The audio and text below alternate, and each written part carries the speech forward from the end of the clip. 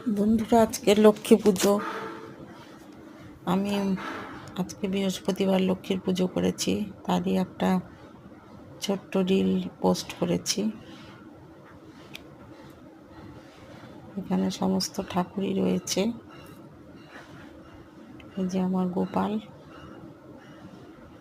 সেও সেজেছে। সে রোজই ফুল দিয়ে সাজে, আজকে তো বৃহস্পতিবার সাজবেই।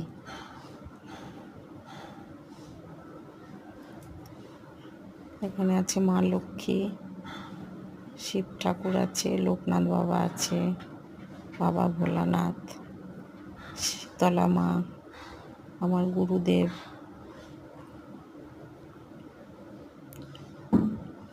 আছে আমার সারদা মা।